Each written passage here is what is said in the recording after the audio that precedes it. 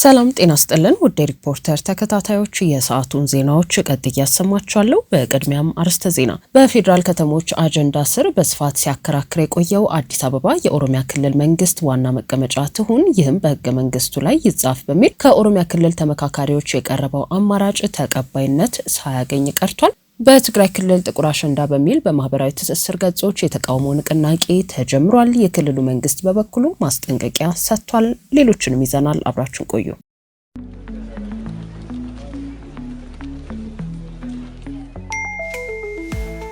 ለሰራተኞች ደሞዝና ተጨማሪ ክፍያዎችን ለመፈጸም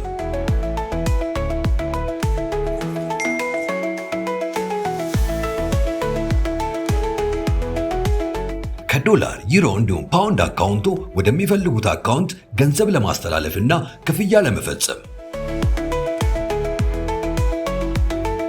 የረጅም ጊዜ የባንክ ስቴትመንቶችን በቀላሉ ለማግኘት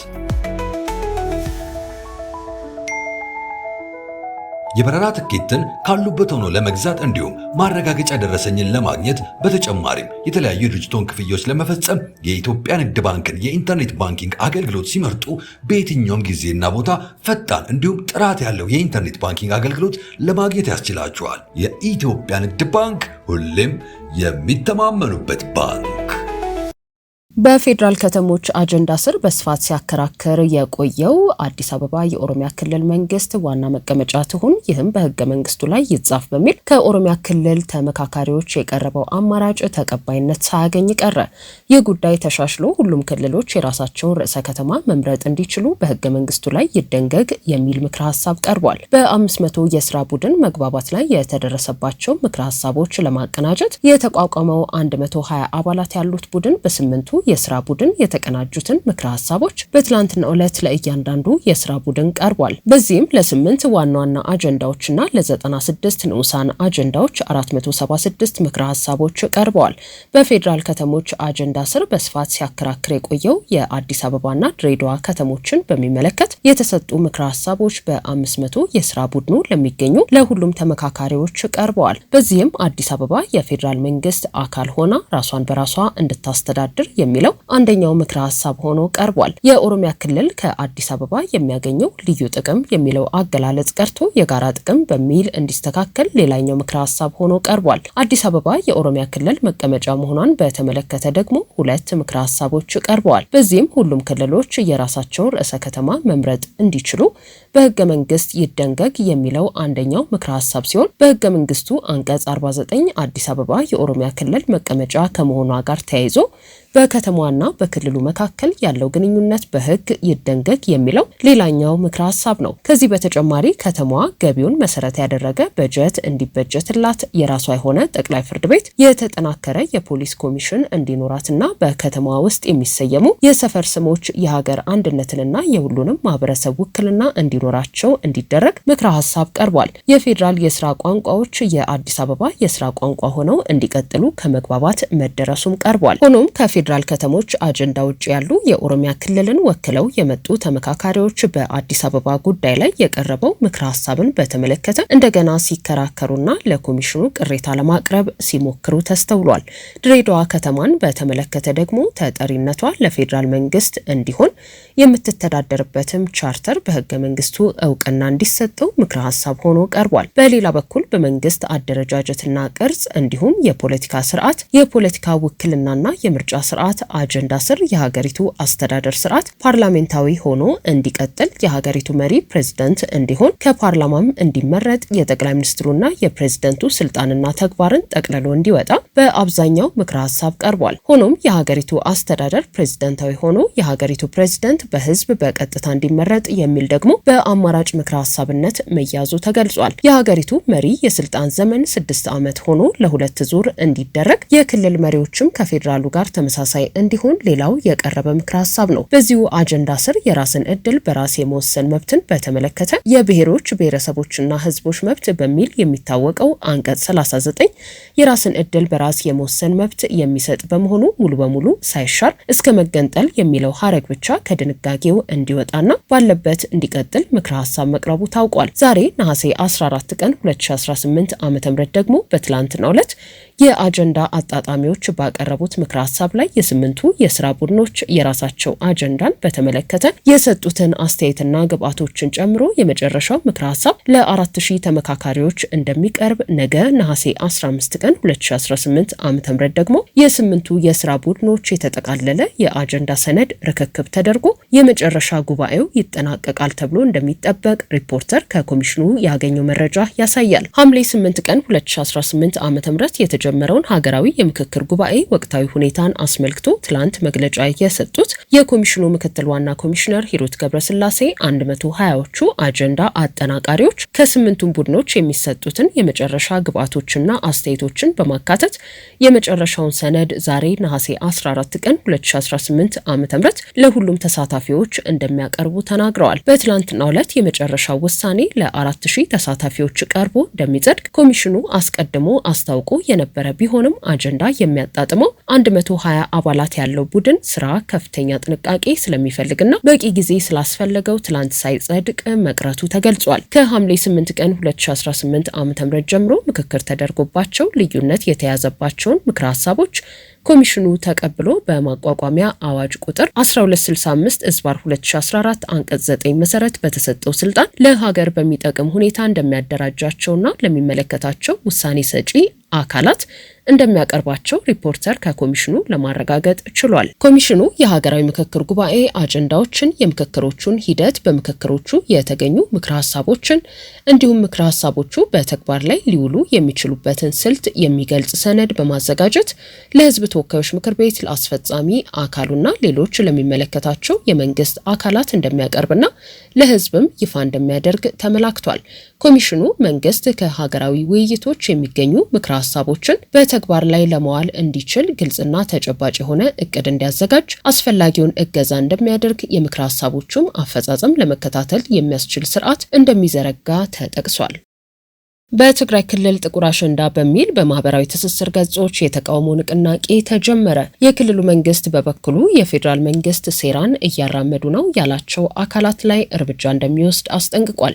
ከጥቂት ወራት በፊት ጊዜያዊ አስተዳደሩን በማፍረስ ስልጣን በኃይል የያዘው የትግራይ ክልል መንግስት ኮሚኒኬሽን ጉዳዮች ኃላፊ ዶክተር አብርሃም ሀጎስ የክልሉን ወቅታዊ ሁኔታ አስመልክተው በሰጡት መግለጫ ከሁለት ቀናት በኋላ በክልሉ የሚከበረውን የአሸንዳ በዓል በደማቅ ሁኔታ እንዳይከበር አጀንዳ ይዘው እየተንቀሳቀሱ ነው ያሏቸውን አካላት አስጠንቅቀዋል።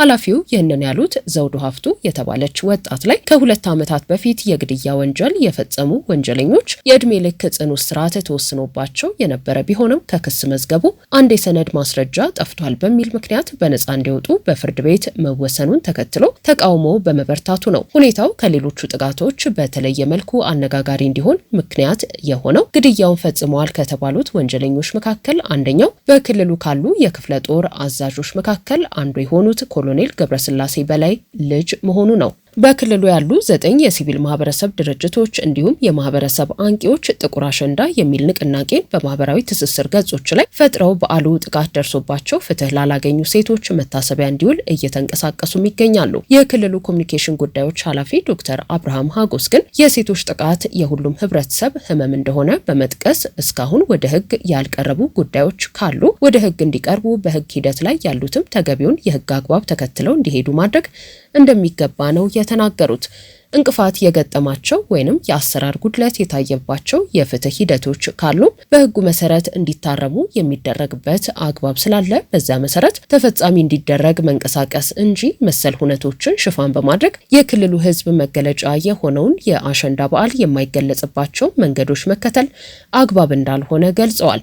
መሰል ተግባር ውስጥ እየተሳተፉ ያሉ አካላትም ከድርጊታቸው እንዲቆጠቡ፣ ካልሆነ ግን በዓሉን ለማወክና የተሳሳተ ገጽታ ለማላበስ የሚንቀሳቀሱ አካላት በህጉ መሰረት ተጠያቂ እንደሚደረጉ አስጠንቅቀዋል።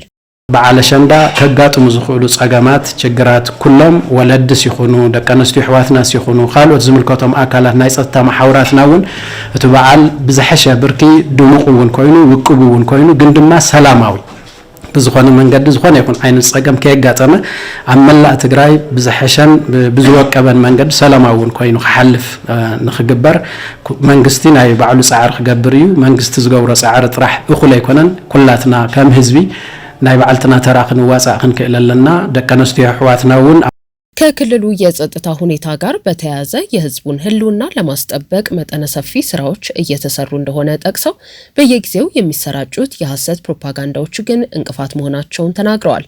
ከነዚህ መካከል አንዱ ከሰሞኑ በፌዴራል መንግስትና በህወሓት መካከል በኬንያ መዲና ናይሮቢ ድርድር መጀመሩን የሚገልጸው መረጃ እንደሆነ የገለጹት ዶክተር አብርሃም የትግራይ መንግስት ልዑካን ወደ ኬንያ ሄደዋል፣ አደራዳሪዎች ወደ ትግራይ ገብተዋል የሚሉትንና ሌሎችም መረጃዎች ከእውነት የራቁና ትግሉን ለማለሳለስ በጠላት ኃይል ሆን ተብለው የተፈጠሩ ናቸው በማለት አጣጥለዋል። ምንም እንኳን መረጃው ሐሰት ቢሆንም በክልሉ ህዝብና መንግስት በኩል የሰላም በሮች ክፍት ናቸው ሲሉም አክለዋል።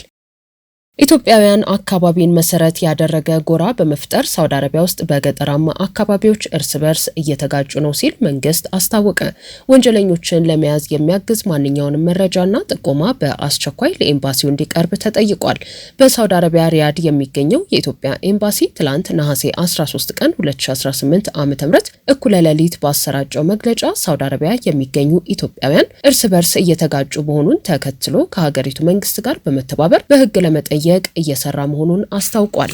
ሰሞኑን በማህበራዊ ሚዲያ ላይ ኢትዮጵያውያን እርስ በርሳቸው ሲደባደቡና ጥቃት ሲፈጽሙ የሚያሳዩ ቪዲዮዎች በሰፊው ሲሰራጩ የነበረውን ጉዳይ ለማጣራት የፌድሪ ኤምባሲ ከማህበረሰቡ ተወካዮችና የነበረውን ጉዳይ ለማጣራት በሳውዲ የሚገኘው የኢትዮጵያ ኤምባሲ ከማህበረሰቡ ተወካዮችና ከሚመለከተው አካል ጋር በመሆን ክትትል እያደረገ ይገኛል በማለት ጉዳዩን የገለጸው ኤምባሲው ዝርዝር ጉዳዮችን ከመግለጽ ተቆጥቧል። ባለፉት ጥቂት ቀናት ውስጥ በርካቶች በማህበራዊ ትስስር ገጾቻቸው ስጋታቸውን እየገለጹበት ባለው በዚህ ክስተት የተለያዩ ተንቀሳቃሽ ምስሎች ኢትዮጵያውያን የሆኑ ሰዎች ኢትዮጵያውያንን ሲያንገላቱ እንዲሁም አሰቃቂ እስከተባለ ግድያ የሚደርስ ጥቃት እያደረሱ ስለመሆኑ ቢገለጽም ስለ ሁኔታው የተረጋገጠ ይፋዊ መረጃ ሲወጣ አልታየም። ሪያድ የሚገኘው የኢትዮጵያ ኤምባሲ እስካሁን በተደረገው የመረጃ ማሰባሰብ ሂደት በዚህ አሰቃቂ ተግባር እየተሳተፉ ያሉ ግለሰቦች በኢመደበኛ መንገድ ወደ ሳውዲ አረቢያ የገቡ መሆናቸውን የገለጸ ሲሆን በሀገሪቱ በረሃማና ገጠራማ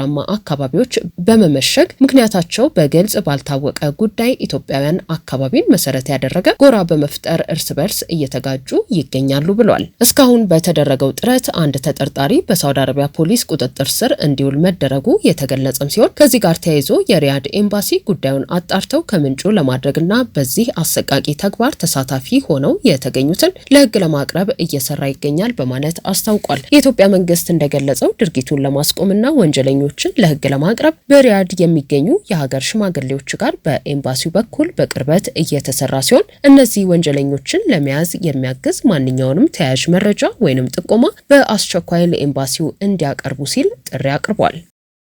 ውድ ሪፖርተር ተከታታዮች የሰዓቱ ዜናዎቻችን እነዚህ ነበሩ። ስላደመጣችሁን ከልብ እናመሰግናለን።